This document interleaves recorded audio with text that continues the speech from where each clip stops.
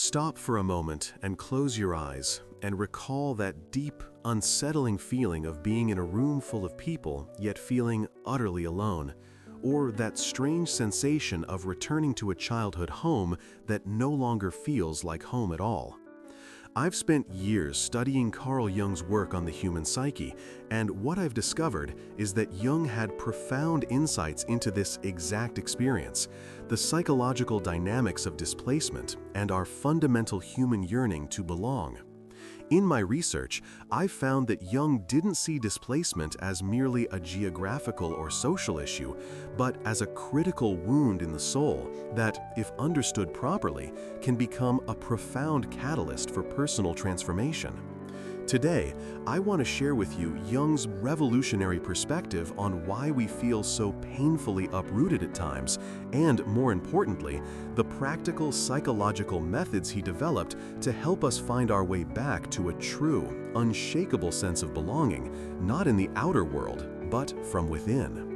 In my deep dive into Jung's clinical cases and personal writings, I've seen how he observed that modern humanity is suffering from a collective sickness of disconnection.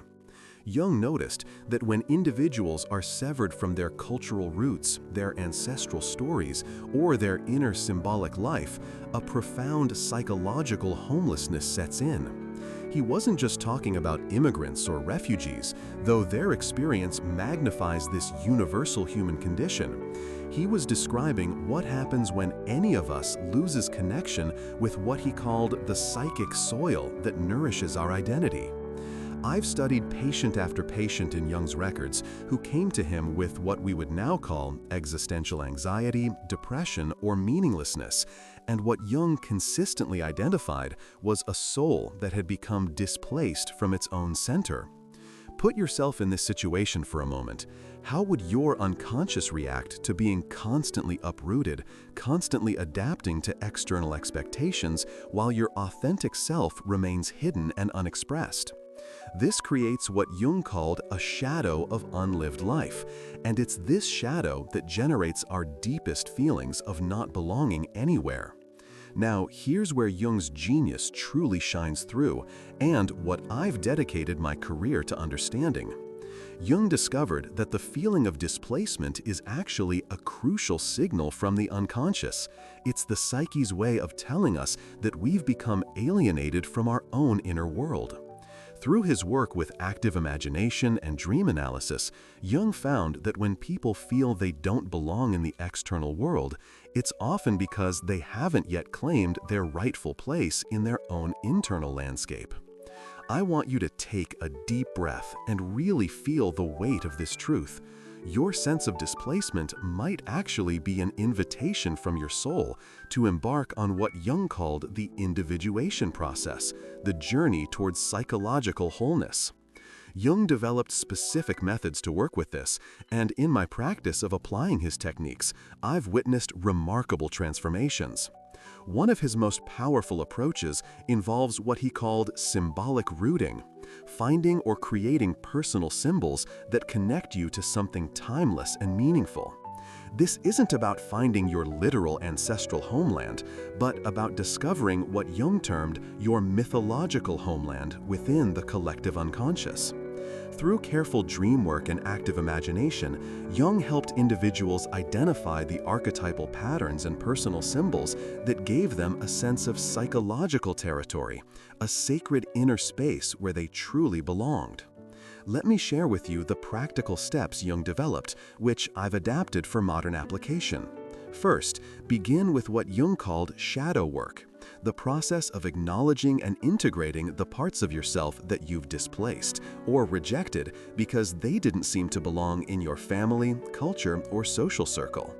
Jung discovered that these rejected aspects hold tremendous energy, and when we bring them back into consciousness, we reclaim our psychological territory.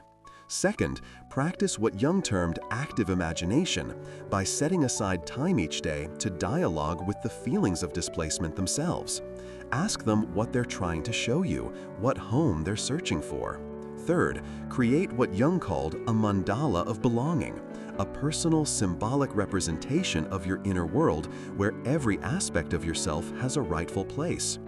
Jung found that the circular form of the mandala naturally represents wholeness and containment, creating a psychological container where displacement transforms into purposeful orientation. Fourth, engage in what Jung identified as ancestral soul work. Not necessarily literal genealogy, but connecting with the archetypal patterns in human experiences that transcend your personal history, giving you a sense of belonging to the entire human journey. What Jung ultimately wanted us to remember is that true belonging cannot be found externally until we've first established it internally. The feeling of displacement, when worked with consciously, becomes the very compass that guides us home to ourselves. When you apply these Jungian methods consistently, you'll begin to experience what Jung called individuation, the process of becoming who you truly are, which naturally creates an unshakable sense of belonging that no external circumstance can take away. Tomorrow, we're going to explore a question that builds directly on this foundation. What is the relationship between nature and the psyche? This is absolutely essential because Jung discovered that our modern feelings of displacement are intimately connected to our disconnection from the natural world. And his insights about how nature mirrors and heals the psyche will give you powerful tools to deepen your sense of belonging in the cosmos itself. If this conversation has resonated with you, I'd be deeply grateful if you'd like this video, share your experiences with displacement in the comments below, and subscribe to continue this journey into Jung's wisdom together. I'm genuinely excited to explore with you tomorrow how Jung's revolutionary understanding of nature's role in psychological healing can transform your relationship with both your inner world and the world around you.